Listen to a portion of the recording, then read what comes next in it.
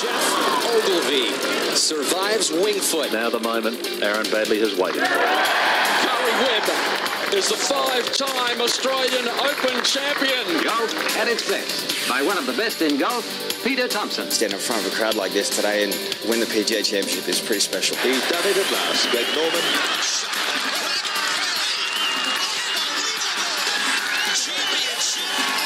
Matt Jones gets his name on the Stonehaven Cup. Leishman to 11 under. Now we've got a new leader, kids. There it is, Adam Scott, a life changer. Coming up next, you have unrestricted access to golf across Australia and the world. Thanks to Golf Australia, we're going inside the ropes. Subscribe now on iTunes or your favourite podcast app, or head to golf.org.au. G'day everybody, welcome to the show. It is Inside the Ropes, episode number 40. Where have the last 39 gone? Lovely to be with you. Annie Ma missed last week. The voice just disappeared, and I've got a bone to pick with everybody involved in that show. I'll do that off air, however. I won't bring petty issues and cheap point scoring to a public domain like this, and nor would you, Mark Hayes, would you? That's not your go. No, that's in the kicker of what Inside the Ropes is all about. Cheap shots, Pearl Harbor attacks, all this sort of thing. It's what we do best, I think, Andy. How are you, my friend? Very well. Thanks. We're glad you're back. The voice sort of is it's critical. No, it's critical to Inside the Ropes. It's never good at the best of times. Alison Whitaker, who is an established and integral part of the family here now. Hello, Al, how are you? I'm so good. It is such a delight to be back in this tiny room with you gents, as always. Thanks for the very tiny coffee you bought me too, by the way. I know. Thanks for the coffee, but I mean, you could have done. I could have had a grown-up size. I've never heard of a grown man order a baby chino, but it's what you asked for. That's okay. Big show today. Antonio Murdaca, Sarah Kemp, and a young girl who plays golf up on the up in Gove, which is on the what peninsula? Nhulunbuy. The Nhulunbuy Peninsula. Katelyn Rika to join us. She's got a fantastic story, so we'll hear from her on the way through. I don't know where to start. There's a lot of little bits and pieces. We love seeing tournaments. I'll kick it off. We love seeing tournaments that start with a bit of a not sure where this is going to go, and we'll sort of see whether it finds its feet and evolves and grows and turns into what it turns into. The Zurich of New Orleans has become a thing pretty quickly, I reckon, and I can't wait for it. We're recording this on a Thursday morning. I can't wait for it to kick off our time tonight. Wake up tomorrow morning and watch this thing. Well, I in particular have been banging on about the number of 72-hole medal play events over the year, and they just meld into one another. And this is just another tour event. This event, when held by the same sponsor for years and years and years, was just another boring, drab 72-hole event on the USPGA Tour. Give it a different lick of paint, new format, away you go. Now everyone calls it the Zurich. They don't even mention that it's in New Orleans or Louisiana. It's just rock up and let's play a really wicked team format. You know, the players look forward to it. The sponsors are through the roof about what it's going to be, and they're going to invest long-term and maybe even more cash. So that's fantastic for the sport. And the USPGA Tour is on another winner. And all because, in my mind, that they've done something different here. And when you say we're going to start with bits and bobs, it's because this is a lull in the calendar. After the ANA Inspiration and the Masters, there are 3-4 weeks here when not much big picture stuff is going on. Full credit to these guys. The tournament's a cracker. I love the thing too that they're doing, El. Some of the players, and it's a team event. You pair up and you play, and we have an obvious interest in it from a local perspective because Cam Smith won it last year with Jonas Blixt in that absolutely thrilling finish. You couldn't take your eyes off it last year. But I like the way the players are embracing this. They're obviously got their eyes on bigger prizes, particularly the elite players, in the world. But you see in a couple of the groups that we might have a quick look at, Jason Day's playing alongside Ryan Ruffles. Now, Jason Day knows how good a player Ryan Ruffles is, but if Jason Day really wanted to win this thing, he might, with all due respect to Ryan, look at teaming up with a different player. But it's not inconceivable that the Day Ruffles combination could go deep into this thing. And I'm sure that Jason Day's looking at this as an opportunity to take Ryan Ruffles under his wing, knows that he's an emerging superstar, and just help him on his way into the elite domestic golf tour on planet Earth. Well, how much can you learn in 4 days? I think that's the question that Ryan's going to be asking himself before and after the next week, really. And it is such an opportunity for him. And I know that Jason's been a bit of a mentor to Ryan throughout the years anyway. But I'm just stoked that Jason took that opportunity. And I think he's really taking a bit of a role, especially, with being an ambassador for My Golf as well.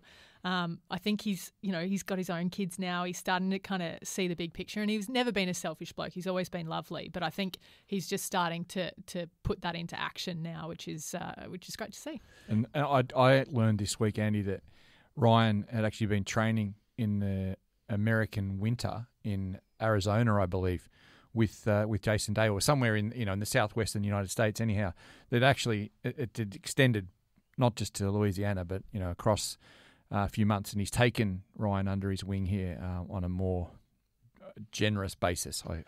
So there's one of those things, Hazy. We sometimes criticise our elite level players who are based internationally for not always coming back and supporting the small local tour we have here, over our summer period. It doesn't mean they're not giving what they can.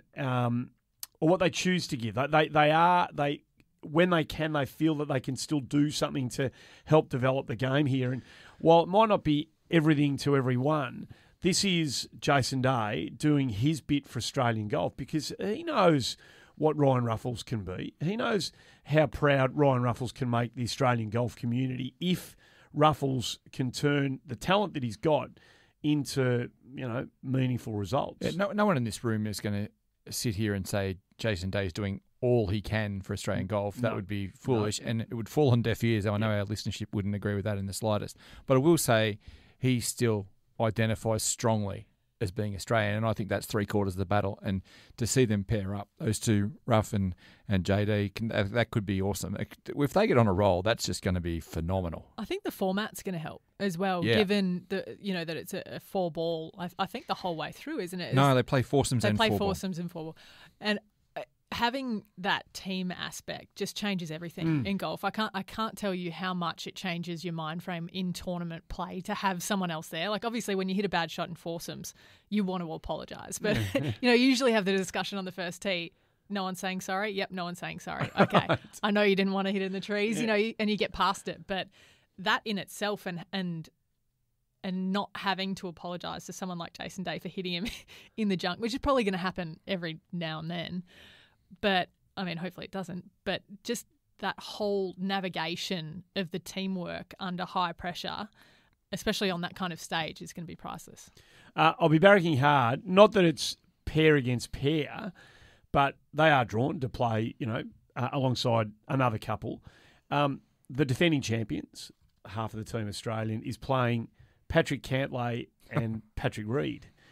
Now, we've celebrated the Reed win at Augusta, the first time he's teed it up since then. I'll be barracking. I really want Cam Smith and Jonas Blixt just through the first couple of days just to get a result. Just have a little win here, boys. Just for me, if you wouldn't mind. Look, how up and about is Andy? We're talking about that, Ellie. Look at him. He's just got this boyish spring in his stride. I like it. It just, you have those. I'm just invested in that because we'll get to see a lot of that. When you turn on Friday morning, Saturday morning, we're going to see a lot of that. What do you call it? You don't call it a 4-ball. You call it a grouping. A grouping. Yeah. Well, why wouldn't it happen? Oh, no, it can happen. Of course it can. I'm bullish about its chances of happening. Yeah. It would have happened last year if they played together. Yeah, they true would have enough. pantsed them. No, that's true. Yeah. We've said enough nice things about Patrick Reed to cover our backside for the last we don't couple have to of weeks. Keep apologising. So the other Aussies to look to, Chalmers and Percy are playing alongside. Matt Jones is teeing it up with Chad Campbell. And Aaron Baddeley is playing with Scott Stallings. We'll talk about Bads in a moment because, again, he led all Australians in Texas the tournament won by Andrew Valero, the tournament won by Andrew Landry. We'll get to that in a moment. But there's another element to the Zurich, and that's the walkout songs, which we attribute more to Ryder Cup type sort of formats. But this is darts. Darts. This is going to be fun. If there's ever been a way to change people only tuning in for the last 9 holes of a tournament, it's making the first tee an event. And that's what, in broadcast we talk about the fact that, people don't watch until the last 2 hours on Sunday. But this is a way to get people in from the beginning, from a broadcast and from a tournament perspective, getting those bums in seats early on in the day and making that, something to be a part of. The first tee, a seat at the first tee, an absolute priority. And the camera on more than 5 groups, which is just an absolute, shocker in US television. So, come out with a ripping song, give your sponsors some airplay. I know Kemp Percy's doing something pretty special this week. I haven't got the details with us here now, but he's doing something for charity, which is awesome. Yep. And we might talk about that in a second, but this is what Ali's talking about. It's the chance, and it's what I was talking about before, that the profile that this event's been given now, we're not saying it's not a major, it's nothing like that, but it's a chance for lesser known people to put their little, 2 bobs worth into the spotlight. And, Cameron Percy, I think, is a great example of that, Ali. Yeah, well, Cam's always been kind of that kind of guy that can just see the big picture. And I think he has a lot of life experience behind him. I remember, playing a lot of golf with him when he was in and around the VIS with, Mark Leishman and Jared Lyle and all of those guys. But what he's essentially done is he's put his hat sponsor up. He had a blank hat and he said, I want my hat sponsored and everything's going to go to charity. And I'm scrolling through to try and... It's autism, isn't it? Isn't he...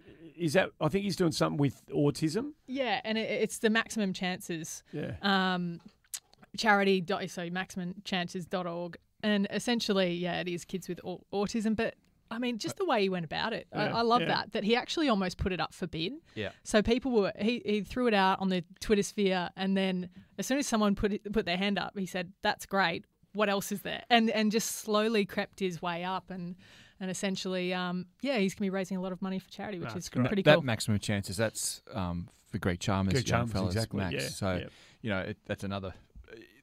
What a great way. I mean, it's awesome. Greg Chalmers is as good a bloke as he is, and we love him dearly. He's just not in that high-profile thing that the US TV is going to follow. But now he gets that chance, and that MaximumChances.org gets a bit of exposure that it wouldn't have got. Yep, win-win. So the walkout songs.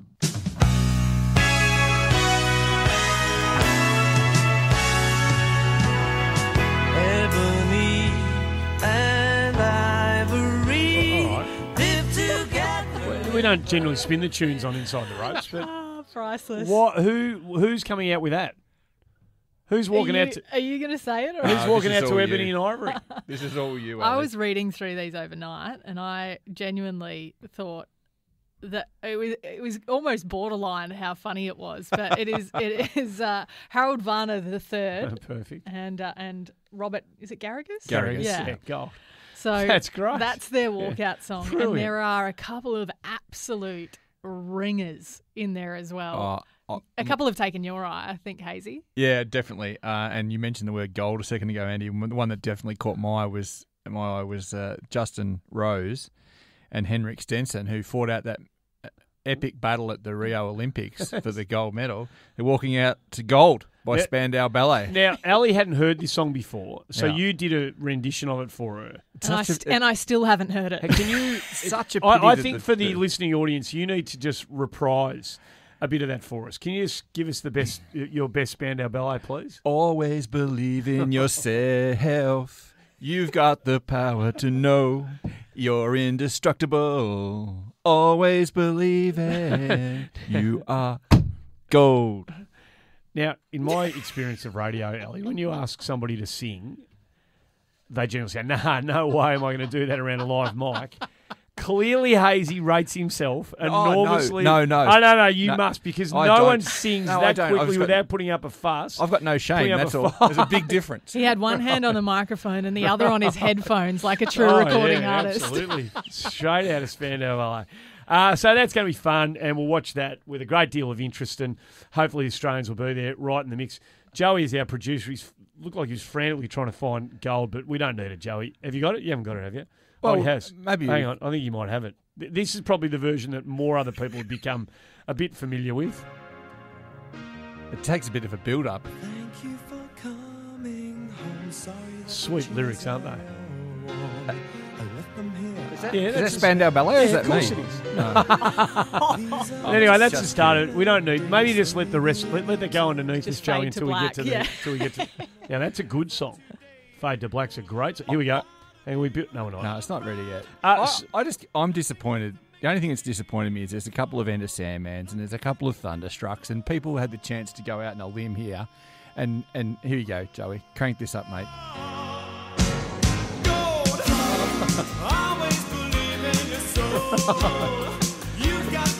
I got to say, Hazy, you did a pretty good job with that.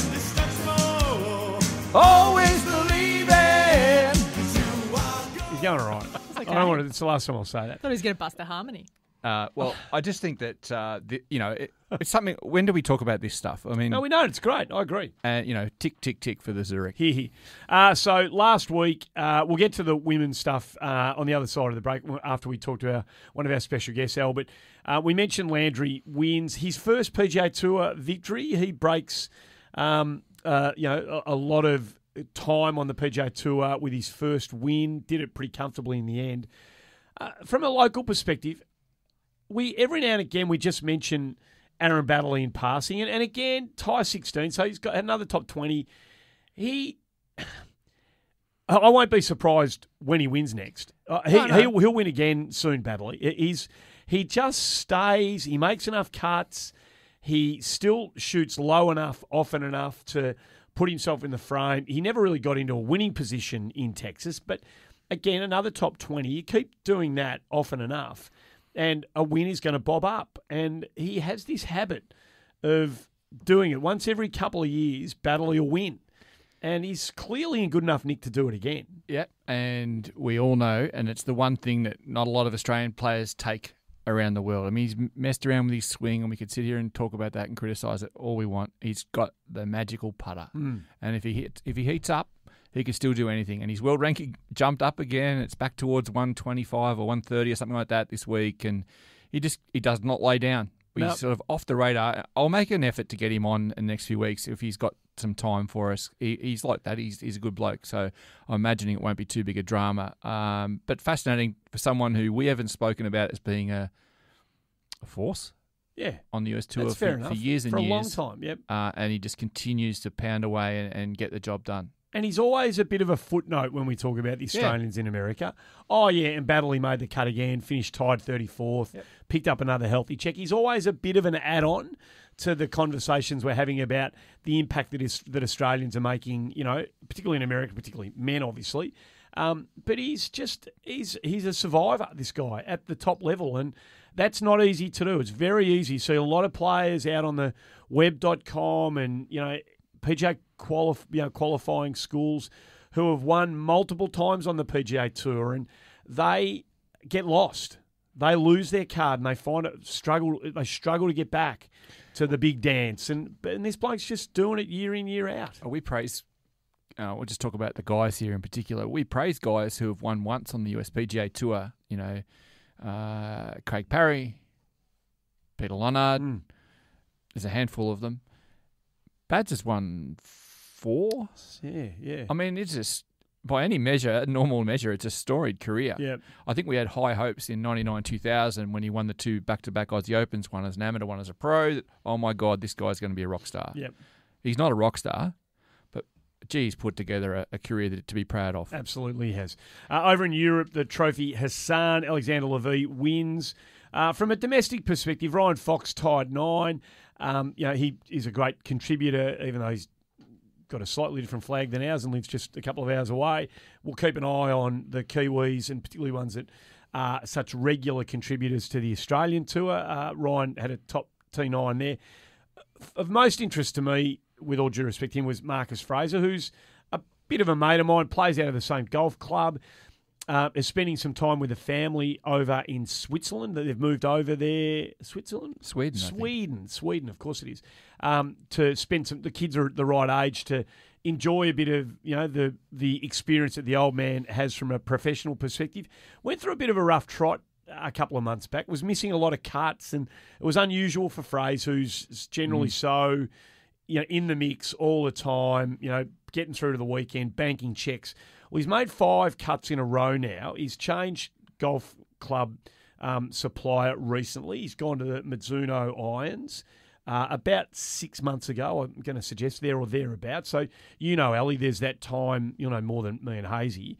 There's a time of adjustment in anybody who's so attuned to equipment to find their way, as enthusiastic as he is about the new equipment. But he finished tied 22nd over at the Trophy Sun, and it just feels like with those 5 made cuts in a row, it just feels like he's starting to get the wheel turning the right way for himself again. Yeah, just a little momentum. And I think a lot of that came from the mental side of the game, and the fact that he actually, toward the end of last year and the start of this year, I had a chat with him at the Perth World Super 6 earlier this year about it, and he was talking about how, his priorities have shifted a little bit. And like so many golfers say, if you've got something else to focus on, and he's just taken a little bit of the pressure off his game by doing that as well, which means that, it's not 100% golf anymore for him, and he's allowing his family to be more of a priority. Not that it wasn't by any means to begin with, but in terms of the amount of time he's spending at home, and I think you just get to be a bit more of a human rather than a golfer, and it's such a liberating feeling, and I'm so happy for him that he's had the career that's allowing him to do that as well, because some guys have to keep on playing, keep on making the money, and it's not that he won't. He might end up making more this way. Should never lose sight of that, should we? I mean, that's one of those. It gets discussed, obviously, but it's never given the real. Not never, but not often enough is it given the status in a professional's career that it should, in terms of the impact the time away from home, time away from family must have, and that's why you see so many Australians relocate. They move over to America. The family becomes American, and that's just the price that you have to pay to do this. But the guys that are, sort of shuttling from Australia to other parts of the world and trying to get back to reconnect with a growing family, and he's got 2 young fellas, and he loves them dearly, and they're a very traditional, typical Melbourne family, the Frasers. They love a barbecue. They love their local golf club. They love having a kick of the footy. They love going to see the Bombers. For Fraser's sake, I wish he had been there yesterday, because we don't like Essendon, and not that we like the other mob all that much either, but we love seeing Essendon supporters walk away from the MCG with their tails between their legs, but that's a story for another day. But he's a very normal, uncomplicated, simple, in all the right ways, Australian bloke. So I would imagine these kids are getting to that age now where they're starting to, Dad, we'd like you to be around a bit more. That must take a toll on a guy who has a career the type that Marcus Fraser has. A question without notice, Andy. Did you, and last time you spoke to him, did you assess how his injury was as well? Because that's got to be a factor as well. He's been battling that for a while, I think. But I think physically, he's been pretty good. I haven't spoken to him for a while about how the body's coping. But the last time I did speak to him about it, are you talking about the no, I think he's fine with that now, unless there's been something that's developed recently that I don't know about. But his results would say no. No, I think he's fine. I think he's got past that. He had the problem with the neck as well. Remember the story when he was mucking around the pool with his kid, or he might have been pulling his kid out of the bath or something. He just ricked the neck, and that was really serious there for a while. So he's had a couple of those things through the 30s that he's had to deal with. But I feel like he's physically, last time I spoke to him, he's in pretty good nick. There's another one I need to get on the show. Fraser. You're just giving me homework here, Andy. Well, you do a pretty good job. So he seems to be heading in the right direction, which is a good thing. We'll get a break out of the way. Antonio Murdaca is not too far away from joining us. He's going to be talking about the Blitz. We talk about the Zurich, and you've mentioned the Super 6. And golf is trying, I reckon, isn't it? Golf's trying to come up with ways to invent tournament play and competitions that do break the mould a little bit, but still maintain the integrity of the game. And the Blitz was held last week over in South Australia. I talked to Murdaca, who won it, about it. But did you two hear anything about the way it was kind of rolled out? Yeah, I did. I'm not sure whether you did, Elliot, but the Australian PGA Tour should be absolutely congratulated for getting behind.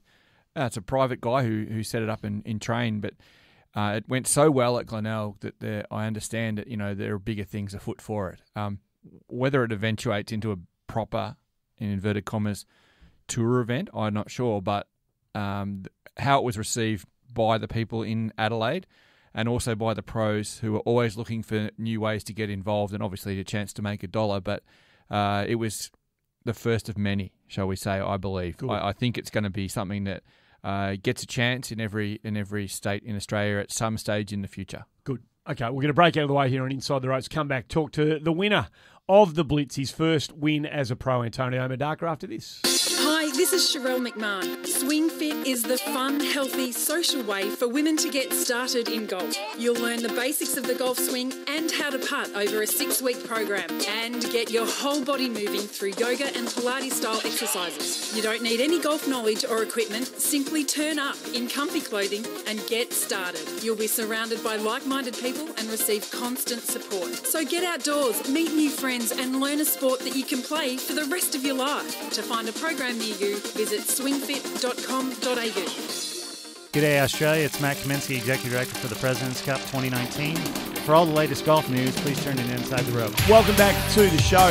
Just before we went to the break, we were mentioning the Blitz, which was the inaugural playing of it over at Glenelg Golf Club last week. A really interesting concept and one that Hazy mentioned might sort of take shape and start to develop right around the country, and who knows where it goes thereafter. It was the initial one by Antonio Murdaca, who's a young man who's been on our radar for quite some time now, and he's been good enough to join us on the show from PNG, where he's over for the PNG Open in Port Moresby. Antonio, thanks for joining us on the show. No worries. Thank you, guys. Thanks for having me. I know the line's a bit dodgy from us to you, so hopefully whatever gremlins are there will just stay away for the next couple of minutes. Hey, mate, congratulations on your first win. It hasn't come in a traditional event, but I don't think that makes any difference to you. No, I'm very happy, very excited about it. All the hard work and, all the time out in the range and work with my coaches is starting to pay off. So it's very exciting to see myself have a win, and hopefully in the coming weeks, months, maybe even this week, we'll hopefully get a tour win. So we'll see what happens from here. All right, mate, I'll ask the tough one first, and then we'll get all touchy-feely with you after that. But, things, you won the Asia-Pacific Amateur Championship, you go to the Masters, and everyone's got high expectations of you, by default almost. Things didn't go well after you turned pro for a year or so, but you've really turned that corner around. I hope you don't mind me saying that, because I'm assuming that's what you felt about it too.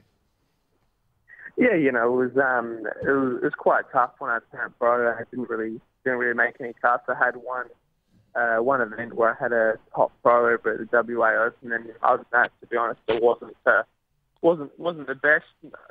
So since then it's been a bit of a turnaround, as you said. I changed coach about 12 months ago, so I've been working pretty hard, with my coach Troy Lane, who's up at Blackwood, and we changed a little bit of my swing and most of my swing, and worked pretty hard together. So the last few months have been pretty nice.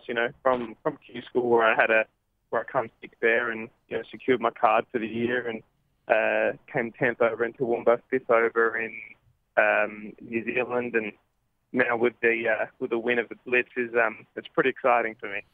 So, what's the difference? What do you do? Is it a more professional swing in inverted commas now? Because you're at the top of the amateur game in some respects there, and all of a sudden you find that's not working for you. What do you do to make it a swing that's going to keep you afloat on the professional tours of the world? I've just made everything a little bit more simple in my swing, so I understand where the ball's going to go now, and if something's going wrong, I know where it's coming from, so it's more of an easy fix in a sense. So, I've just simplified everything down and made everything a little bit less complicated, and makes the game a hell of a lot easier when you know where the ball's going to go. All right, Andy, I've given him a backhander, so we'll praise him up here. Antonio is the exact same person he was the day before he left go to the Masters, and through that 18-month period afterwards, as he is now. So, full praise for not having gone ahead of himself, getting behind yourself, if there's such a thing. He's the same man that he used to be, and I think that's to be absolutely credited. You would agree with that? Yeah, I think so. I don't think anything's changed for me. I just feel like I've always worked hard. And, if anything, just working even harder now. As seen a couple of results, and you just want to get better and better. So, we'll just head down, work hard, and hopefully see some more results. So I'm interested in that. Before we talk to you about the win, just last one from me on that transition from amateur to pro. Everything changes when you do that, I imagine, Antonio. The pressure that comes with the way you see yourself. You're no longer an amateur on the way up. You're a pro, and now you've got to start making some money. When the money doesn't start coming in, and Lucas Herbert's been really honest about this in the last kind of 6 months, when the money doesn't start coming in, the bank balance doesn't start filling up, and yet your expenses continue, apace. You've still got to pay for things on the way through. How big a transition is that to deal with, for somebody who finds himself in that position early in their professional career? It's very tough. I think once you're in that position, you've got to be smart about what you do, how you spend your money, what you're playing, and obviously if you can get that little bit of help and support from from someone that's willing to, or wanting to see you succeed is always a good thing. Where I was lucky to have that when I turned pro, and I feel like I've been pretty smart with my choices this year. As money is obviously not as obviously harder to get, but I think I'm just going to stick to one or two schools at the end of the year. I've got third stage for Japan, so I'll definitely go to that as a Murdaca. I'm sort of in front on that aspect instead of going to first stage again. So, I think you just got to be smart with your money and just, go from there, really. You speak of support, and there was a massive amount of support from the pros for the Blitz Golf event as well. I feel like it really, for a Ladbroke series, which is the Pro-Am series here in Australia, there was a lot of pros that really, that might not have generally played those Pro-Am series kind of events that came out. Did the event have a bit of a different buzz about it in terms of, it being just something so different that everyone was really, really willing to kind of accept and get on board with, Antonio? You know what? It was very exciting. It was pretty cool to see the past champions and stuff. The guys that have been up the top to be out there, and it was pretty exciting. You sort of rock up and you see Craig Parry having a part, and O'Malley was out there, and you see all those guys having a little bit of practice before you kick off. Sort of felt like a tour event in a way. So it's it was a very exciting format for me. I really enjoyed it. It really did feel like a decent how can I put it? Almost like it did feel like a tour event to me. So I was just very excited by the end of the day, to be honest. How long will it take you to explain, for those who are hearing us talk about the Blitz but don't really understand the format as it was played, how long will it take you to explain to us how the tournament played out? It was pretty simple. It was easier to get your head around. It was just it starts with so obviously with your 9-hole Blitz, and then from there they cut the field down. I think it was to 20 blokes. And then they did it through a 6-hole Blitz. So they cut you back out there and you play 6 holes and 12 people got through. I think from there we played a 3-hole Blitz where 4 people got through. And then in the finals it was obviously the 4 people. So from there they also do the count back. So the last hole is usually the hole they'll start the count back off, and if you halve it, it goes back to the previous hole and to the previous hole. And if you're in that 3-hole Blitz where everyone's halved, I think they go back to a pitch up. So then the winner of that goes into the finals. So it was very interesting. It was a very cool concept, and I think it's definitely going to get a lot bigger. How long did the whole day take? Can you remember? Was it a kind of 4.5 hour type experience, or was it a bit longer than that? I think we kicked off at 11:15ish. I think 11:30 maybe, and finished by 6:10 that night. So it was, it wasn't super quick, but the cool thing about it was the 4 rounds in one. So I couldn't see how you could make it a 3 or a 4 day thing, but it brings all 4 rounds into the one, and it's just it's just a real cool day. So, Andy, those blitz things that Antonio's talking about, it's just an aggregate of his scores over 9, then 6, and then 3. Antonio, you got to use a couple of those tie-breaking formats, but I believe in the 3-hole blitz, the last one before the final, and then again in the final itself, the countback on the 18th hole.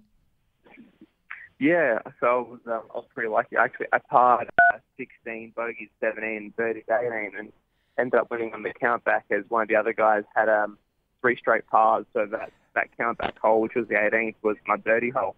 Bugger consistency. That's much better. No, of course, absolutely. Yeah. And then, mate, in the fading light at Glenelg Golf Club, you the 4 of you went off into the final, and you and Dimmy Papadatos, after your eagle chance slid by, had a chance to go back and play the wedge off for all the chocolates. Yeah, we sure did. So that was different. That was pretty cool. I had a pitching comp for that amount of money, so that was pretty exciting. So could you see the flag? I mean, paint the picture for us, because some of us are watching it on Facebook Live from the PGA of Australia. It looked pretty dark. It was quite dark. You could just see the flag. Obviously, you could see the green and whatnot. You hit the shot, and you could sort of lose the ball in the air, and you couldn't really see it land. So I sort of went off the vibe of the crowd. I felt like it was a pretty decent shot, but then it razzed to the front edge. So waiting for Dimmy to hit, I saw his start a little left, and then couldn't see it, so they had to get the measuring tape out, and they called out over the speaker. So that was it was pretty cool. You're playing for $15,000, you couldn't see the flag. Am I right in saying that the announcer at the 18th green, and I'm excusing him by the way, given the light, he initially said that Dimmy had got the win? Yeah, he did, but it was quite funny because I was sort of measuring it out, and I saw Dimmy's ball was outside the measuring tape, and then I sort of thought to myself, I must have got it, and then they've called out Dimmy's name and went, oh, and then everyone sort of yelled out, no, it's wrong, and then they corrected and stuff, so it was good. Mate, well done. It's you, as Hazy said right from the word go. A couple of years ago, you put your name up in lights, and we've all been on Murdaca watch for quite some time. And to see you get the win here is absolute validation for the talent that you've got. And we wish you all the very best in Port Moresby. You just be careful wandering those streets maybe after dark, brother. Just keep to the golf course and the hotel, I would have thought, and get back here nice and safely, and we'll continue to watch you strut your stuff on, not only the domestic tour, but hopefully the bigger ones around the world as time passes by. Thanks for joining us on the show. No, thank you. Thank you, guys. Thanks for having me. Good on you, Antonio. Antonio Murdaca, who wins his first pro event, the inaugural Blitz in Glenelg. So there you go. He's away. You get that first win. I can't imagine what a difference that must make in the mind of a young professional golfer. It must change your outlook on how you belong, your status in the game, your self-belief. All of that sort of stuff must be gigantically switched. Well, what it does is it puts shots in the memory bank for the next time you need them. And, he's going to go back to that shot that he played against Dimmy in the dark, that one shot shootout. He's going to go back to that when he needs it the next time, when he's under pressure. And it just gives you a bank of shots to remind yourself that you've done it before and you can do it again. Yeah, that'd be huge. And further to that, there was great support. I mean, he grew up playing pennant, I think, for Seaton. I want to say Seaton. I'm not sure, to be honest. But he's played so much golf at Glenelg. His former coach, I should say, Gareth Jones, was based there, so he's been around there a lot. And the roar that went up, even I was watching on Facebook Live, the roar that went up was really good. Like, it was, he had a lot of local support. Yep. He's a Grange boy now, isn't he? I think he's moved out there, yeah. And look, as Ellie says, the feel of the crowd was bigger than perhaps it might have been, especially for him. It was just great. And full credit to the PGA of Australia for making these things happen. Here. And again, even this week, to take the tournament to PNG, we know they go to, they've already had a big pro-am up there last week. We know they go to Fiji. New Zealand's obviously a different story, much more advanced. But not only are we giving golf exposure in the regional areas, it's giving our young guys like Antonio a chance to get that feeling before they hit the big time. Absolutely. And as we said before, having these unique and creative events that still hold true to the game. They are different. They're not 4 holes of 72 holes of stroke, 4 rounds, but they are, you still got to play the game properly to win these things. And there's nothing wrong with tours being dotted, I don't think, with events like the Blitz and the one we've already talked about over in New Orleans. It breathes a bit of fresh air into the game. Well, yeah, I mean, I've played golf in a lot of places, and there's few places that have embraced new formats better than Australia, and that's the reality of it. The ISPS Honda PGA Tour of Australasia lives up to the name. They go overseas. They support a lot of, the Asian countries that don't have their own tours. You hear a lot about China, Korea, a lot of the men's Asian tours as well. But the ALPG and the partnership, with Gavin Kirkman and Amber Ellen, they're doing a great job. And that partnership is only going to get stronger the more they think outside the box. I think they're doing a really good job. We're going to break out of the way. You're listening to Inside the Ropes. More to come after this. G'day, I'm My Golf Ambassador Jason Day. I'm really excited to be an ambassador for My Golf, Australian Golf's national junior program, jointly run by Golf Australia and the PGA. My Golf is every Aussie kid's first step on their golfing pathway. It's all about teaching children the basic skills of golf in a safe and healthy environment, and just as importantly, about the life skills that golf can teach you that distinguish our sport from the rest. Remember to visit mygolf.org.au for more information.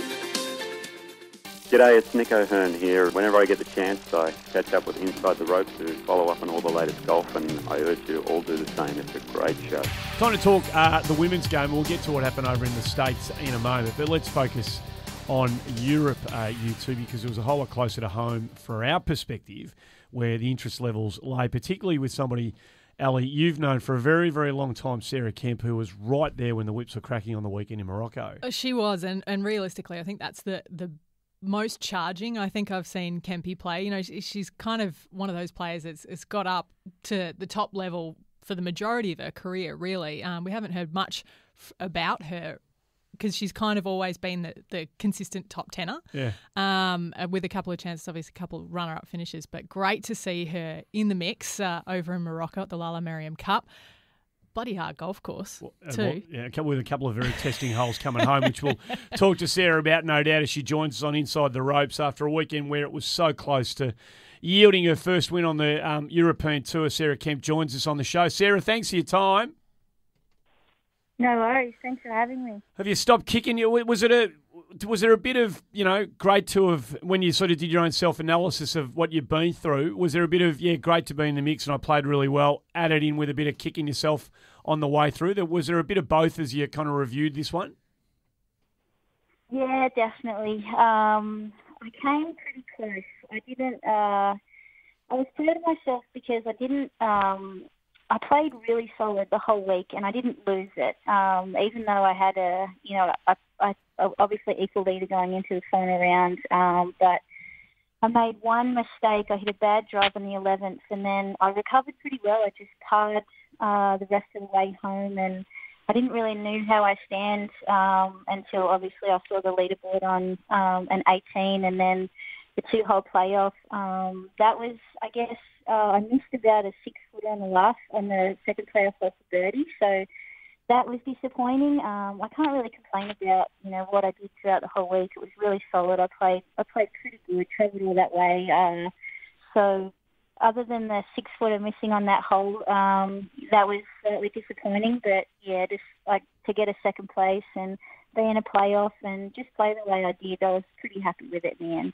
In one of your post-round interviews from your first few days, Kempy, you said that you were feeling surprisingly calm. And that was a really kind of a ring the bell moment for me because I'm like, good, she's calm, she's in a great frame of mind. Well, you just, we talk about the zone, which I think is kind of a ridiculous word, but you were obviously in a great state of mind that week. I was. I don't know if it had anything to do with it, but I bought a dog the week before. So I kind of had... my mind was sort of all over the place trying to organise the dog. I bought a little French bulldog. I'd wanted one forever, and just trying to get, like, was she okay with being away and having a dog sitter. I know it might sound ridiculous, but I also have an apartment in Cronulla back home in Sydney, and I was putting that on Airbnb. So I had just a whole week of. It's almost like I wasn't really concentrating too much on golf. I had so much other stuff to worry about, and obviously, you guys are golfers. That stuff can really help. So I did a lot of thinking, worrying about other stuff that was going on in my life, and I just got out to the golf course, and it was like a little getaway, to be honest. So, yeah, I did feel pretty calm, and probably changed a little bit on the back nine of the last day, but overall it was pretty calm. That's great. Now, you're actually the second person that I've heard this year in the women's game say that buying a dog helped them. Because, Sung Kyun Park, every time she's bought a dog, she's won the next week. Do you know what's really funny is I took my dog for a walk this afternoon, and she wanted to steal it. She was on the sitting green, and Jasmine and I, my little French bulldog, were walking past, and here we go, we run into her, and looked like she wanted to steal it. So, but yeah, I must admit, I haven't been around too many pets in my life. I never had one growing up, and I'd always want one, and the opportunity had been right coming in this year. So they're definitely, yeah, I wish I'd have got one as a kid. So it's a wonderful distraction. Sarah, so just for the record, what sort of dog is it? French bulldog. And what's its name? Jazz. J-A-Z-Z. J-A-Z-Z. And what colour is it? Black and white? No, she's white with some tan spots on her back. All right, good. They say this It's is... lucky I finished. It's lucky I finished second because she cost a mopper. Yeah, and I'm told that I don't want to scare you about this, but I'm sure. Did you do much research into French bulldogs before you bought one?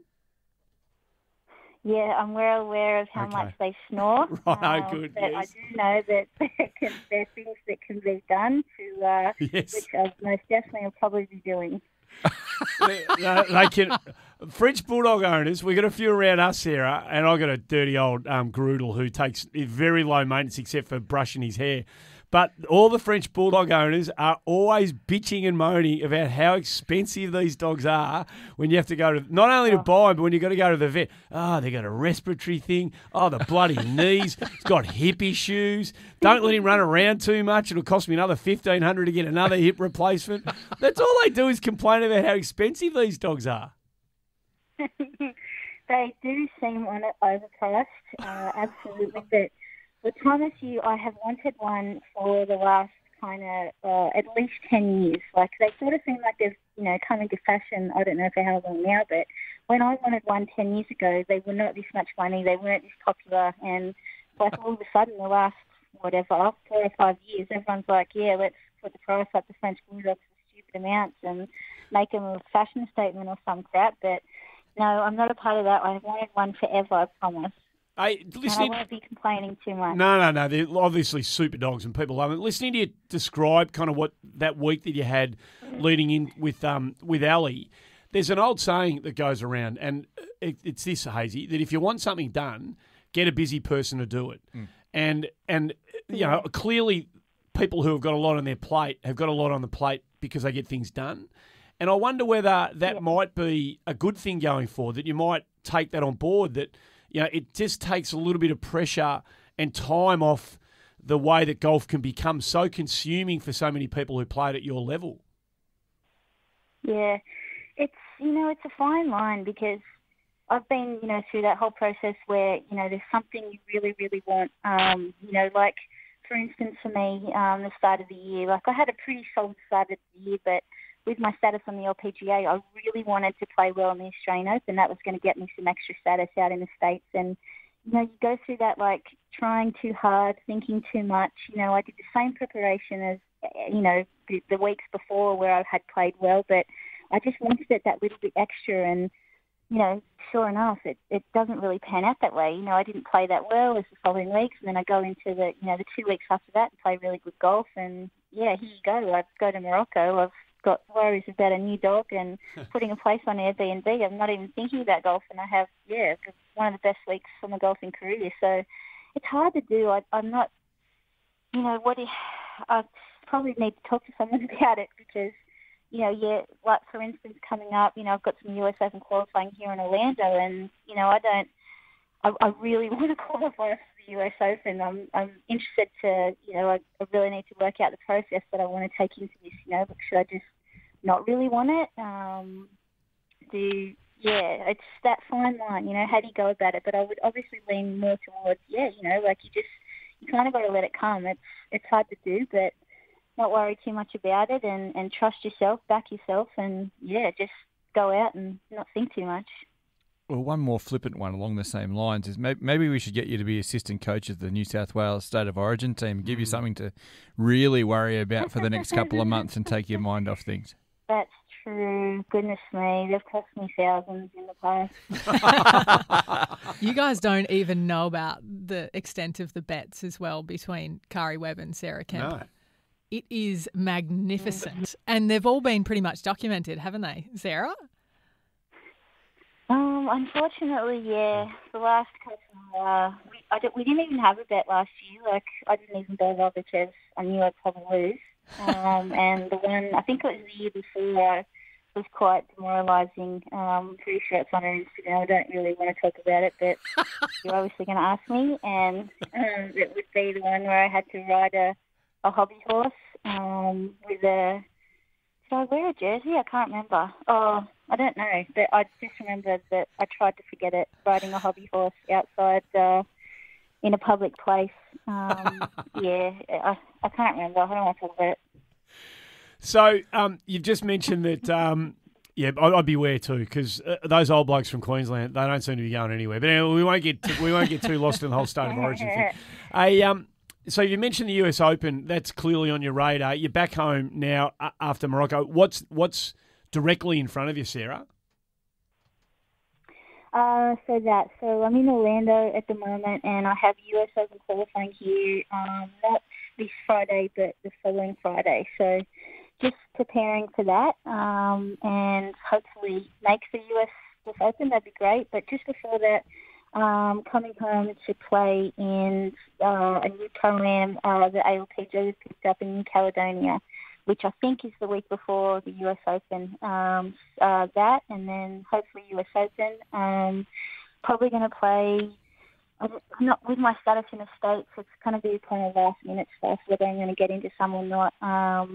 But I've definitely got the Scottish Open and the British Open, so this season's a little bit lighter for me. I've played so much golf in the past in the States, and I've been one of those players that have just gone week to week. And this has actually been, especially the last kind of month or so, I've been able to just sort of focus on a bit more of my practice and not, where I go out straight to another tournament and quickly get ready for that. So last week, I don't know, I sound like maybe I'm a bit smarter.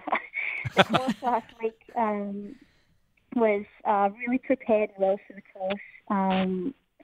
The week before Morocco, it's a really right-to-left golf course, and I spent about 10 days really trying to move the ball right to left as best as I could, and I think with my schedule should hopefully help me coming up. Just trying to get some work done and prepare for my limited weeks this year, so hopefully it'll benefit me.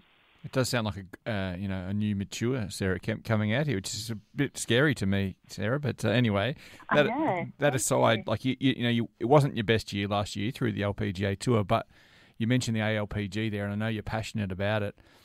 You got the chance to go and play with some of the young girls coming through, and also some of your idols for the ALPG in Asia late last year. I forget the name of the tournament. Queen's Cup. The Queen's Cup. Thanks, Ellie. I knew you'd bail me out again. But you found something over there, didn't you? I would imagine, and it seemed like from then on you've really regathered yourself. Yeah, I did. I've sort of struggled in the middle of the year.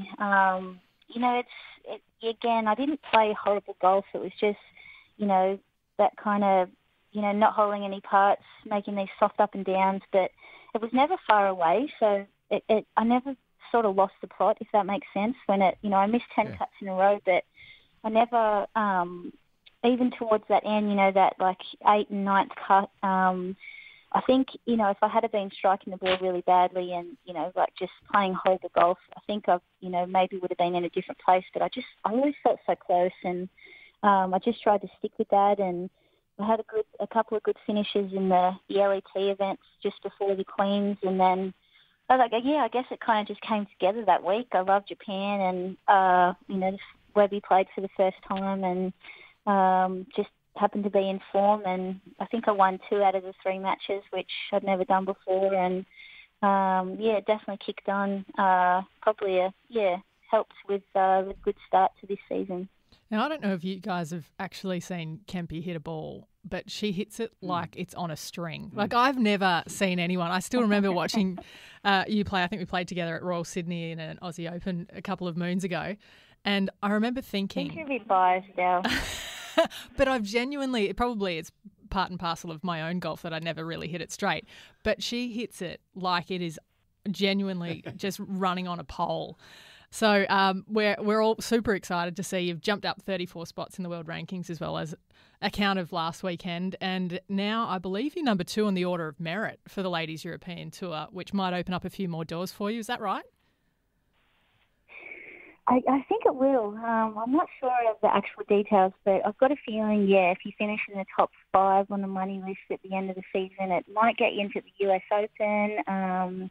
Might be a couple of little perks like that. So that's where I kind of am at the moment, planning out how we want to play the rest of the season with the smaller schedule of the Ladies European Tour. Do I want to, finish out the year and make that one of my goals and try and finish in that top 5 on the money list, or at the end of the year, play some of these American events? I'm currently trying to work that out. Well, anybody back here or anywhere in the world listening right now, knowing that you've got a French bulldog, will be saying, Sarah, you just finish as high up a money list as you possibly can, because you're going to need every cent to look after that dog of yours. So we wish you all the very best. Everybody back here was stoked to see you in the middle of it all last week, and hopefully there's going to be heaps more of it. It sounds like you're in a really good place, and as Elle said, we all know how well you hit it and how good a player you are, and if you keep doing it the way you're doing it recently, the results will follow. You've got a couple of big things in front of you in the short term. We wish you all the best with those. Thanks for joining us on the show. Thanks, guys. Thanks for having me. Fantastic to hear from Sarah Kemp. And just before you're too far away from her, and she's not on the line now, so we can say nice or not things. She is one of those players, and I know you two know her pretty well.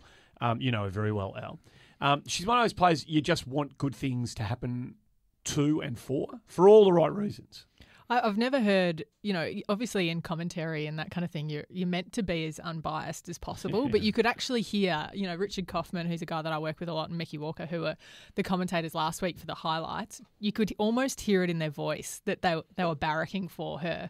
And it was lovely, because I think the whole tour kind of has that feeling about Kempy, that she's probably one of the best players on the Ladies European Tour not to have an LET title, and that's partially because she split her time between the LPGA and Europe as well. But she's been a great golfer for a very long time and a real staple of Australian golf overseas. Isn't it funny that, the way her 2017 LPGA Tour season finished might, is disappointing in her own words. It might be the making of her, in terms of, if you listen to her there, plotting her way through 2018 and maybe onwards into 2019, how, she's strong enough mentally to sort of use the failures as something to spur her on and give her a clearer path at what she really wants to do. I'm going to say that she's going to win something on the LET Tour this year for sure. Love it. Yep, You'll hear no argument from me. Yeah. Well, wins do come if you stick at it for long enough and you're good enough. And Moria Jatanagarn, how did I go? Nailed it. Perfect. Finally did it. She stepped out of the shadow of her more celebrated sister. What's her name? Yeah, that will. You have a go. Aria. There you go. Area. There you go. I knew, because I say one, never knowing whether it's the other, and whichever way I go, it's always the wrong way. Is it really Area? Yep. As in like the area. AREA. Yeah.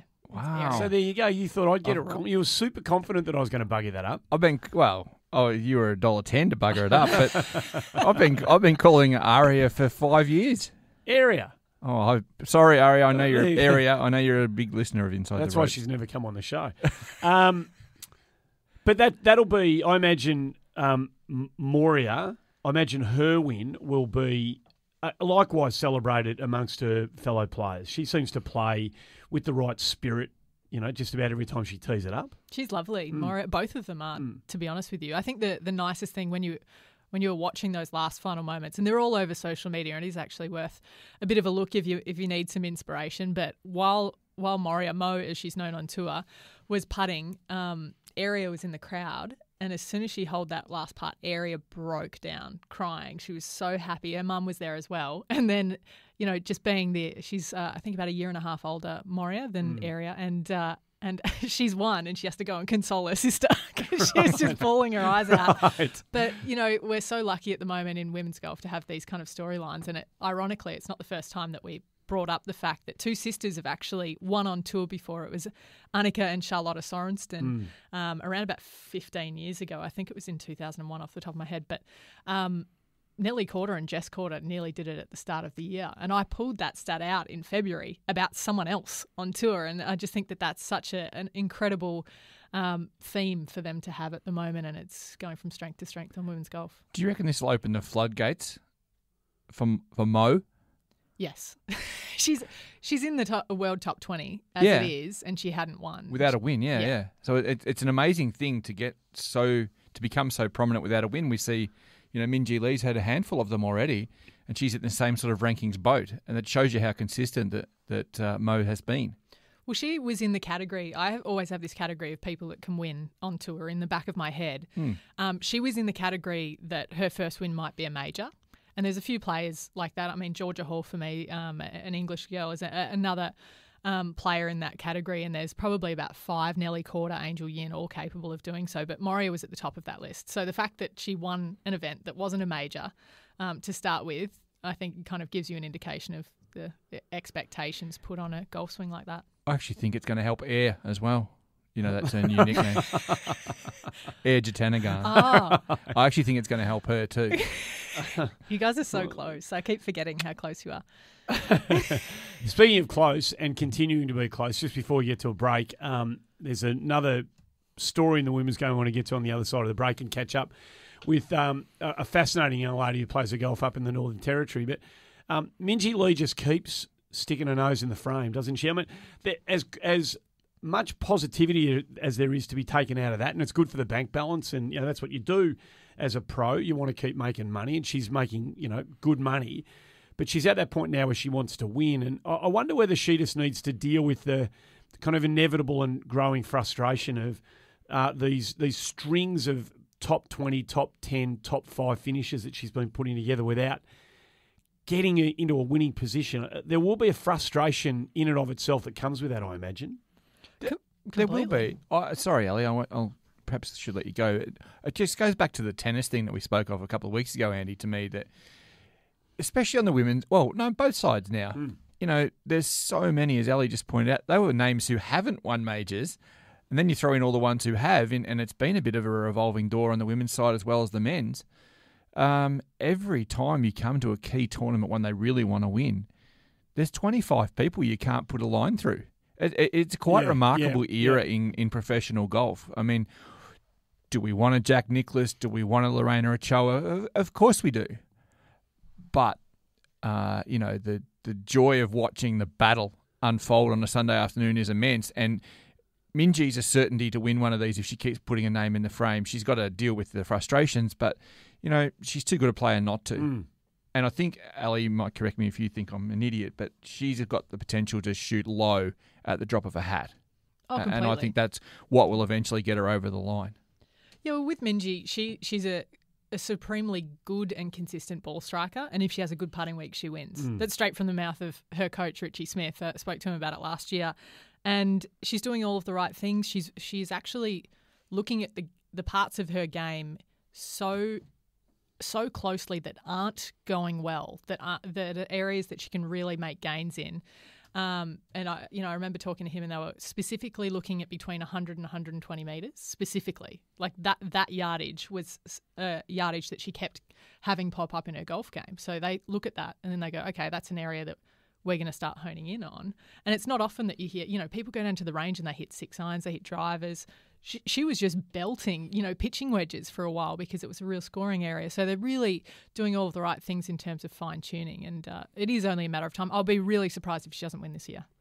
So we had, just before we get to the break, we had Minjee Lee and Suo on similar trajectories back there for a while. Minjee was probably always marginally in front of Sue, but I think we all thought they were going to kind of be hammering away at one another on the way through, flying the flag and leading the way for Australia. Where's Sue at the moment? She seems to be, I don't know whether she's been, change of swing that she's been going through and it's affecting her ability to score so dramatically, but she does seem to be going through a difficult phase of her career at the moment. She does. She absolutely does. I think from what I understand, she's feeling more at home as a travelling pro than she was, which is on the tick on the upside. And she's rebuilt a swing, and Mike Clayton has kept us informed of that, and that's progressing well. What Mike said last week was, just touched on it very briefly and didn't go into it, is that she's having trouble with clubs in her bag, and a couple of people are telling her to go back to where she once was, and she had changed her clubs, and she's in the process now of going back to where she had been. So I think it's a bit of a state of flux. Just working out all the various pieces that need to align to make it all work properly. Yeah. And there's no doubt what you said is true. I mean, she's drifted off the Minjee Lee pace. I mean, the string's broken there right now. She's got a bit of work to do to get back, Ali. I think she will, but, Minjee and others at that upper echelon of the women's game are so good that you can't afford to have anything going wrong in your game, in your bag, in your private life, with a French bulldog, whatever the case may be. You need it all to click. Completely. Well, I think the one thing that it's so easy to forget is while you're sorting your business out with your golf, the tour keeps going. There's no leave passes. There's no sick days at all in tournament golf. And so often players are out there doing the one thing that you don't want to do when you're in an event, and that's, think technically, but they don't have the luxury of being able to take the weeks off. So it's an uncomfortable way to play golf. I think Sue's had a pretty slow start to the year, but it's transitory and she's in limbo, and eventually she'll be on the other side of it. And do you think that's amplified when you are trying to make your name in the game and you haven't got a set schedule, you haven't got, everything that comes with being an elite player? I think for Sue is, talking about her character, she's a little bit milder than Minjee in a lot of ways, and she's not a very assertive character.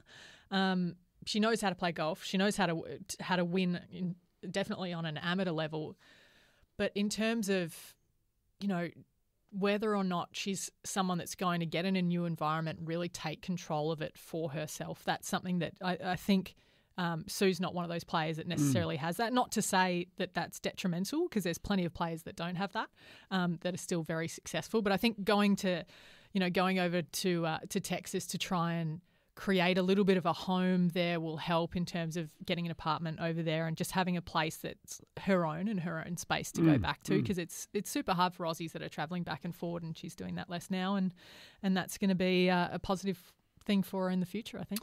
Continue to watch this space. She's too talented not to pick up the pieces and tack onto the peloton and hopefully go past it one of these days, Hazy, like you said. So we're going to break out of the way and inside the ropes. Plenty more to come. Stick around. We'll be back with you soon. The Golf Australia website is now the place to go to look up your handicap and so much more.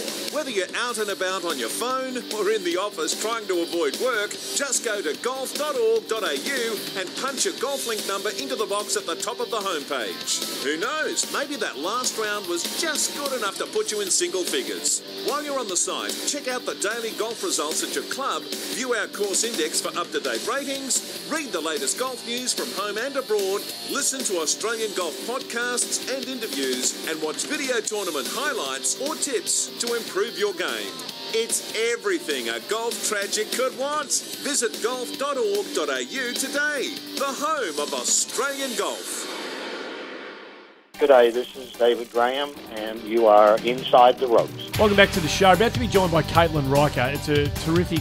She's a terrific young player with an unusual golf story from an Australian perspective. But before we do, speaking of young female players, Lydia Ko is. We all know the Lydia Ko story. It's not necessarily been the easiest phase of her professional career in the last sort of 12 to 18 months, Ali, but. As every sort of day goes by, seemingly we find out a little bit more information, and David Ledbetter's decided now is a pretty good time to come out and put his 2 bobs worth in on the evolution of Lydia Ko as a player and his role in the whole thing. And he did it the day before her birthday as well. That was when the article dropped, which is pretty brutal. And I've got to say, I'm a big Lydia Ko fan of her off the course, and this kind of stuff just shades that a little bit. And in the article, I think it was through ESPN, David commented on the fact that essentially Lydia's parents were the ones that were calling the shots. And that was the main accusation that, Lydia says she's making her decisions, but really it's her parents, Gil and Tina. And to be fair, her family are her team. There's a few families on tour that are really like that. The Wees are another one. Michelle really her parents are very involved in her golf and always have been.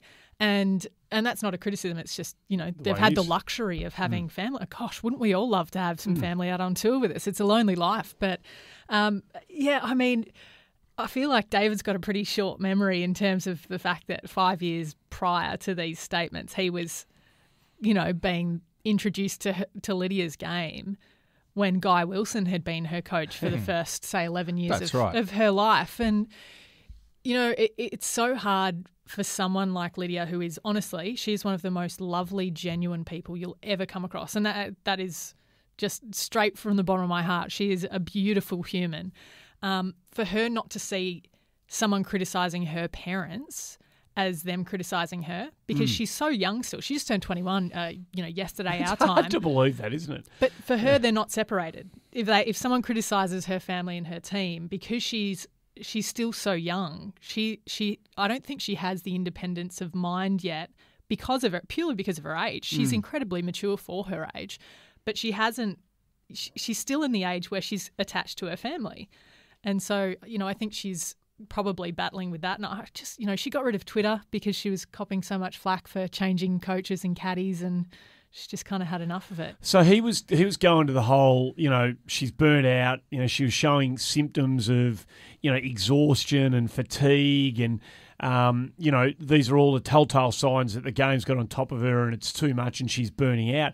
I reckon that's now he might believe that, right? That might be his absolute belief.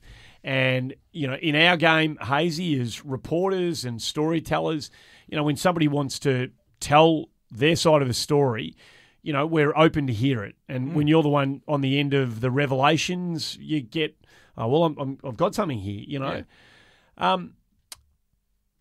But it does come at a cost, I reckon. If you reveal that sort of stuff, that's pretty personal, I reckon. When you're saying, the parents, she was exhausted, she was burning out, clearly this wouldn't have happened if people were still listening to me.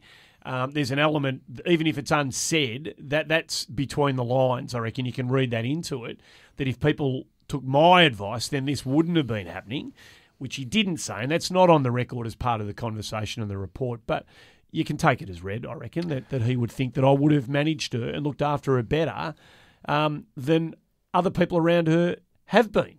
Well, I hope I'm not out of line in suggesting that that's part of the kind of the narrative, No, I think that's right. And, these coaches, the upper end of these coaching, the coaching echelon in professional golf is very headstrong.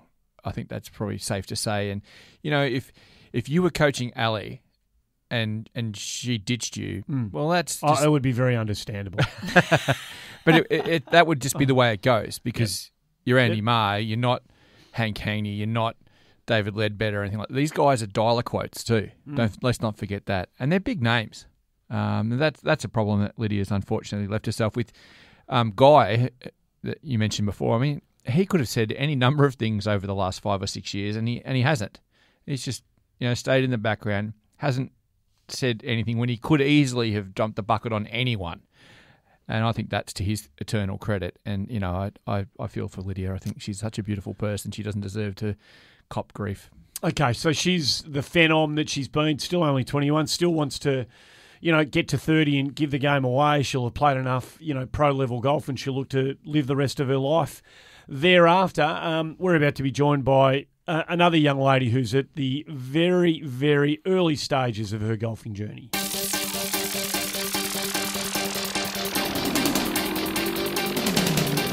While we're talking all things female golf in the world, Hazy, you have brought to our attention a story that hopefully this is going to be one of the very early references to in the world of golf. Hopefully this is going to be a story and a name attached to the story that we're all going to know a whole lot more about in the coming years. Tell us a little bit about it before we say hello to our guest. Well, you couldn't have said it better, Andy. And before you do introduce Katelyn more formally, it's an absolutely massive thing for not only Golf Australia, but for me personally as a country boy myself, that every boy and girl around Australia, no matter where they live, gets the equal opportunity to compete for the green and gold. It's critical. It's paramount, not only in golf, in every sport, and you shouldn't be penalised for where you are. And we've got the great fortune now to be able to cross up to one of the more remote parts of Australia and welcome Katelyn Rika.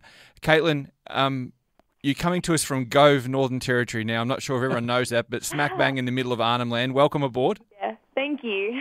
And it's one of the more remote places of Australia, and it's a challenge you face every day in your sporting career. Yeah, definitely. So let us fill everyone in before we ask you a bit more about yourself. You've represented the Northern Territory countless times already at the age of 16, and you're just back from Perth where you represented the composite team, which is Tasmania, the ACT and Northern Territory combined team in the Australian Junior Championships, and did really well. You are a million miles from Perth, though. It's hard work to get there. Yeah, it is. It's very expensive and also taking time off school, but yeah, it's definitely worth it all the time. So to get to Perth to play the Australian Junior Championships, walk us through what you actually physically had to do. You had to get to Darwin, of course. How long does that take you? So the flight from Gove to Darwin is around, I think it's an hour and 15. So yeah, and then it's from Darwin to Perth. It's 4.5 hours. It's about as remote as it gets. So that's where you are now with your golf journey. I'm interested in your 16-year-old. You're actually, as we record this, it's about 8:45 Melbourne time. So you've taken the morning off school to do this for you. So you're a 16-year-old girl who's competed in these championships. You live where you live. How did you first get introduced to the game? Okay, so when I think it was about 7 or 8, and my junior golf just started in Gove. And my uncle was going to start my cousin up. And I just finished playing tennis after an injury. So I thought that, I might give it a go, just have fun. And I ended up sticking with it. So yeah, it was pretty much just my uncle. Katelyn, when you started playing golf as well, were there any other girls doing the same thing? There were. At the time, I think it was just me and my sisters, but there definitely was a few more later in the year or years to come, and it's just grown from there, I guess. But not only girls, Al. Katelyn, how many young kids were playing golf up in your neck of the woods? Was it a game that young boys and girls were playing? Not back then, but now it definitely is. I think most of the kids here have been introduced to the game through their parents the golf club was very popular back then as well. So with all the events, the kids would come along and join junior golf, and yeah. Let me talk to you a bit more about the Gove My Golf program, Andy and Ellie, Okay. just before we go too far, and we'll ask you some questions about it, Katelyn. Very rarely, this is the best way to put it, when we talk about some of the great My Golf programs in Australia, sometimes people mention Royal Melbourne. One of the next clubs they mention, Katelyn, is the Gove Golf and Country Club. No, I'm serious, because it's that incredibly popular in Nhulunbuy, on the Nhulunbuy Peninsula, that it's become one of the great centres in Australia. And more than that, Katelyn, You're about the only centre in Australia that's got a predominantly female participation rate in the My Golf thing. It's 53 or 54% of members are young girls, and I'm putting that down to you. How does that make you feel? I'm actually really happy with it. Yeah, I was just surprised myself, and Mum told me about the percentage of girls playing as well as boys, and it's just grown so much, especially after a few years of struggle that Gove has gone through. So seeing so many kids come out on the course, have a hit, and really enjoy the game is really amazing to see. It's interesting, Katelyn, because a lot of girls your age would look at, I think you've just turned 16, would look at My Golf and think, oh, great, that it's good to see, but you've actually taken quite a bit of responsibility within the program yourself and become a bit of a community instructor. It shows a lot of leadership for someone that's still a teenager to do something like that. Yeah, it's definitely taking on this opportunity, I guess it's definitely hard work, especially with everything else, but I enjoy it so much, seeing all the kids, and Mum's told me that there's a few of them that look up to me, and that's pretty amazing to see, and I guess that just motivates me even more to help them out and get them to wherever they want to be. So without talking yourself up too much, when they see you pull on the Northern Territory shirt or go to an Australian Championship and acquit yourself really well as you did in Perth a couple of weeks ago, do you think that puts a little star in their eyes? Yeah, I had one of the girls, I was actually just about to leave, and I think she just, I love her so much. She's the most adorable thing, and I've definitely seen that a little bit, and yeah. That's great. Tell us about the golf course, Katelyn. I mean, I've never been up there to play golf. It's about the furthest thing from my imagination to think about going to where you live to have a game of golf, given what we have access to down in this neck of the woods. But yeah. What's the golf course like? Okay, so our course is run pretty much just by volunteers, and usually the same 2 or 3 members that will do all the greenskeeping and keep most of our buggies and everything in good condition. Yep. But I guess that's the hard part, because our course doesn't get mowed very often, so it's usually really thick. And the other day I was playing, and it was really hard just to get a clean shot at the ball most of the time. So grass greens, grass fairways, yeah. Yeah. Yep. It's very lush, Andy. It's actually it's super lush. It's a very wet part of Australia. And yeah. In fact, so remote and so distant from everything. It's often cut off in the wet season. I mean, it's one of those places that has the problems of too much water, not enough. Yeah, right. So what you're saying is Barry with his whippersnipper and a tinny in his hand, Katelyn, is going out on the weekends and keeping it all nice in good shape for all of you. If you're willing to. So when you go down to play in the national championships and you get to play at, like an elite golf course, wherever you might be, and it's manicured, completely, and, you've got these grand clubhouses, and how do you spend the first kind of hour of arrival at these places with your kind of head spinning a little bit? It's definitely really overwhelming when I go to all these amazing courses, but yeah, I tend to get there a couple of days early just to take it all in and definitely have a practice on the greens and try to condition myself to it. Yeah. And what does it do for you in terms of your ambition? Do you now have that sense that I want more of this? That this is something that I really want to do everything I can possibly do to kind of chase and get?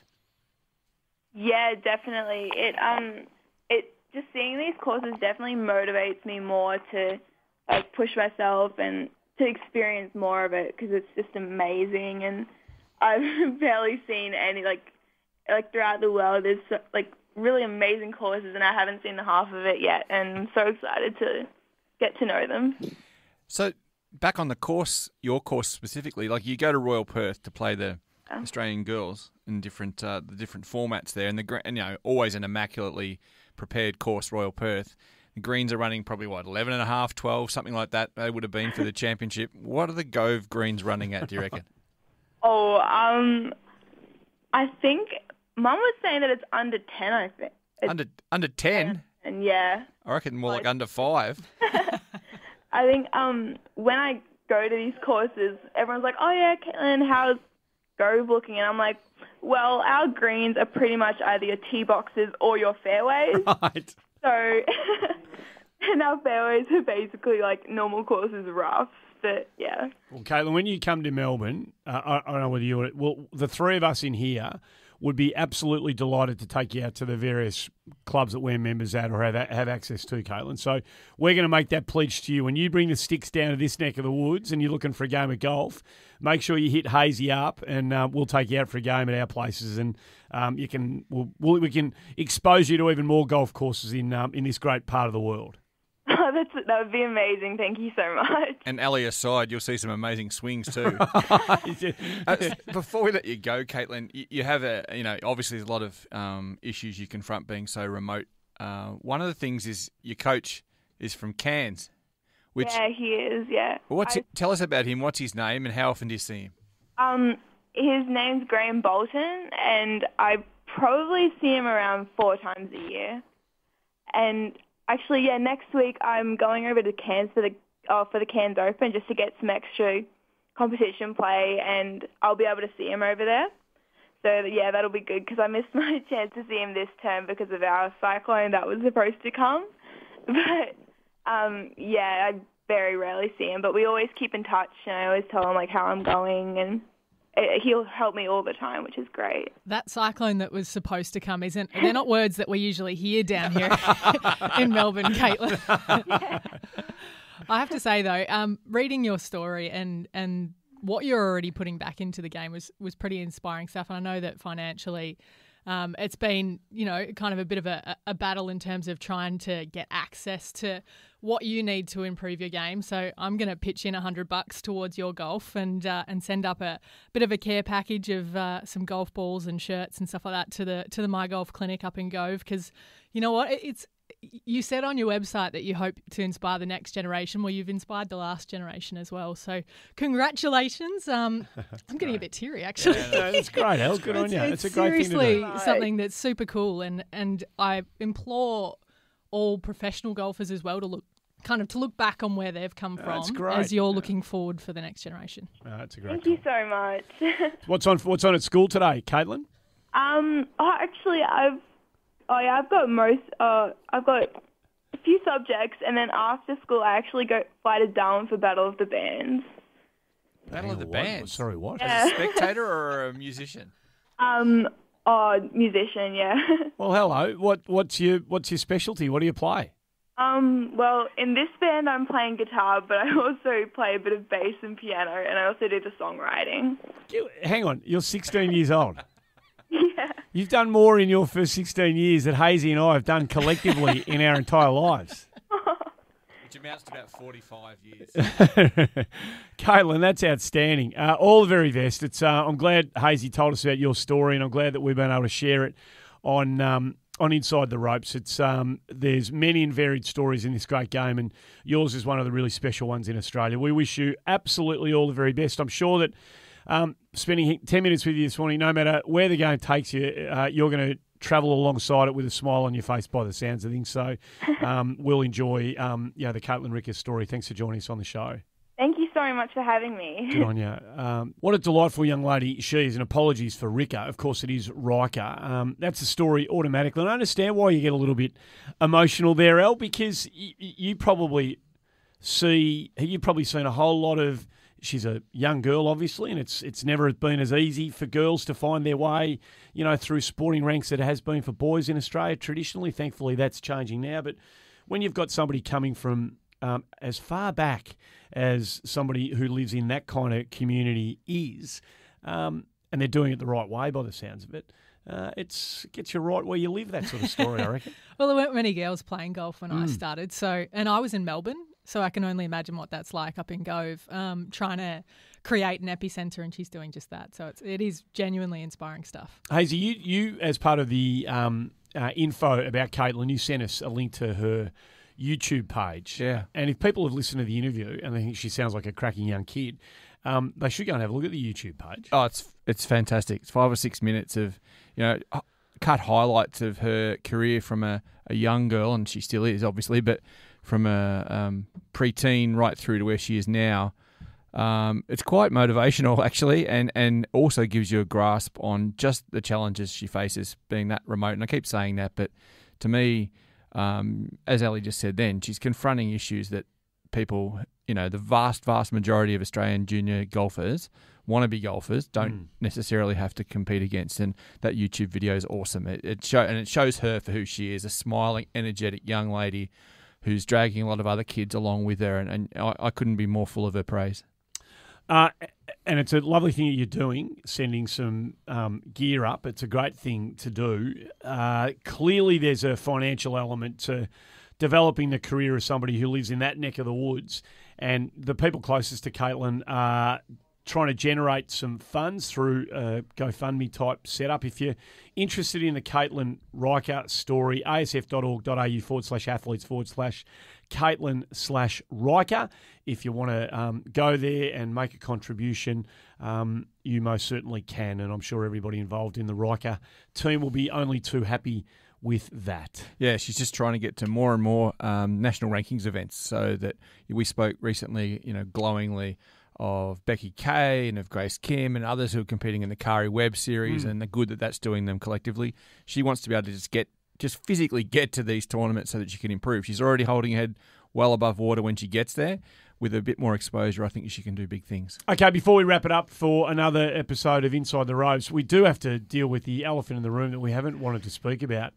And we're all on Ryder Cup watch because we love it, even though we're not involved. But it is one of the great events and it's not too far away. Well, the European team, Ellie and Hazy, has been dealt a savage blow this week. I'm not sure how Thomas Bjorn and the team are going to recover from this. I think it's very lucky for the European team that they have got such a long lead time to be able to get over this huge blow that Thomas Bjorn was dealt in a very personal manner too, Andy. Extraordinary. Perhaps I should just cut to the chase and read a letter that was... I think we've built it up sufficiently. Yeah. From no less a person than Stephen Atkinson. Ooh, Addo. Dear Thomas... Reluctantly and with a somewhat heavy heart, I must write to inform you that I wish to withdraw from being considered for a wild card for this year's Ryder Cup. Ooh. Whilst I have recently won the West Hill Monthly Medal and I've been cut to 6, I fear that I may have not made the progress I was hoping for, and a world ranking of 52,187 still leaves a little room for improvement. I had hoped that a good showing in the Open might catch your eye, but I think I'm going to have to recognise that my wife may be correct when she describes me as, quote, sadly deluded. I realise that this may come as a shock and removes one of your options, but I am sure there are a number of equally good choices available. In any event, the team looks very strong, even without my experience. Also, I do not think I will be available to help as a vice-captain, as I am the 2018 captain of the Babaloo Golf Society, whose membership runs into the 20s. And I feel it would be unfair to both the society and the Ryder Cup team if I dilute my time by trying to accommodate both. I am, however, available beforehand if you want to discuss strategy, etc.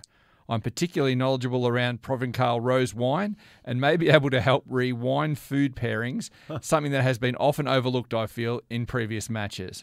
Once again, many apologies for letting you down and best wishes for Paris. Yours, Stephen. That's a body blow. That is a body blow right there. I mean, the chances are done. Yeah, no, that's... They needed those 6 shots. Thomas Bjorn put that out on Twitter. God love it, that's great. And with a response, unbelievable. Where do I go from here? Stephen, please reconsider. That's great. Good on him and good on them, and we can't wait. There's a lot to look forward to in the coming months, of course, in the great game of golf. Ellie, good to see you again. Great to see you guys. My coffee shout next time. And Andy, you've got to do some more housekeeping here before we set sail into the sunset. Yes, we do. Otherwise, we'll just cut the rounds of the kitchen. Listeners, subscribe, Apple Podcasts, Stitcher, Spotify, wherever you get your podcasts from. So go there, download, do the Inside the Rope search, subscribe, and if you do, leave a 5-star review, not a 4-star review, 3, 2, 1 or 0. Leave a 5-star review only. We're up to 91 5-star reviews, apparently, team. We'd love to get to 100 in the next fortnight. If you're enjoying the show, we'd really appreciate if you could review it on iTunes. This helps more people discover it, I'm told. And Hazy, there's a couple of people who have given us 5-star reviews recently. You are the reader of the reviews. I am, but I really need to get this eyes. in anything other than 3-point. Light Helvetica. Oh, man. Do you want me to read it? I'll read the first one because I'm a big fan of Bill H. the Pig, and you can read the second one. Bill H. the Pig writes, entertaining and informative. Really enjoyed your coverage of the US Masters and your insight into a professional golfer's life and struggles. You are great with your interviews. Thank you, Bill Harvey, a.k.a. Bill H. the Pig. Anybody who calls himself Bill H. the Pig is a winner in my book, I reckon. And this is coming from S.A. Patroller. Awesome podcasts, 5 stars. Get out of the... This sounds a little bit self-congratulatory, but we do it anyway. That's what this whole segment's about. Get out of the guys and gals of Inside the Ropes. I've been listening since your first episode. Love everything about the show. I normally listen to and from work. Makes the drive enjoyable. New segment, Ask Us Anything, has added another dimension to the podcast. Keep up the fantastic work. You're all doing a great job. Also, really like hearing the stories from all your guests. 5 stars. Andy Maher's a superstar. Best regards, Scott. He didn't write the last bit. I did put that in. That's it. We're done and done. And by the way, if anybody thinks we should go over to Carnoustie and do a US Masters type coverage from the Open, write your letters to Craig Hutchison at Croc Media and let him know that would be a great idea, and the whole team should be forced to go over there for a week and do this from there. Thanks for tuning in. We'll be back next week to do it all again. Enjoy your week in golf, folks. Bye for now.